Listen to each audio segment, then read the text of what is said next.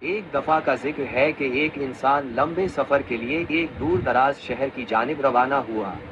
اس کے کندھے پر ایک چھوٹا سا بیگ تھا جس میں کچھ کپڑے، پانی اور ایک تھیلی میں چند چنے تھے۔ سفر لمبا اور تھکا دینے والا تھا۔ دوپہر کے وقت سورج کی تپش تیز ہو چکی تھی۔ وہ شخص ایک درخت کے سائے میں بیٹھ گیا تاکہ تھوڑا سا آرام کر لے۔ وہ تھکا ہوا تھا اور جلد ہی اونگنے لگا۔ اسی درخت پر ایک چالاک بندر بھی بیٹھا تھا جو آدمی کو غور سے دیکھ رہا تھا۔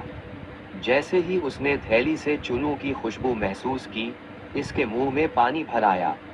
موقع غنیمت جان کر بندر نیچے اترا، خاموشی سے تھیلی کھولی، چنے نکالے اور مزے سے کھا گیا۔ پھر واپس درخت پر چڑھ کر سو گیا۔ کچھ دیر بعد آدمی کی آنکھ کھلی۔ اس نے اپنی تھیلی کی طرف دیکھا تو چنے غائب تھے۔ حیران و پریشان ہو کر ادھر ادھر دیکھا تو درخت پر آرام کرتا بندر نظر آیا۔ اسے فوراً سمجھ آ گیا کہ چور کون ہے۔ آدمی نے درخت پر چڑھ کر بندر کو پکڑا اور غصے میں کہا، میرے چنے کہاں گئے؟ بندر مسکرا کر بولا، معاف کرنا، بہت بھوک لگی تھی، چنے کھا لیے۔ آدمی کو بندر کی سچائی اور معصومیت اچھی لگی۔ اس کا غصہ ٹھنڈا پڑ گیا۔ دونوں میں باتیں ہوئیں اور ان کی دوستی ہو گئی۔ وہ دونوں اب ایک ساتھ سفر کرنے لگے۔ دن بھر کا سفر طے کر کے شام کو ایک پرانے، ویران سے گھر تک پہنچے۔ وہ تھکے ہوئے تھے، اس لیے اس ویران گھر میں رات گزارنے کا فیصلہ کیا۔ مگر جیسے ہی اندھیرا پھیلا، گھر میں عجیب سی آوازیں آنے لگیں۔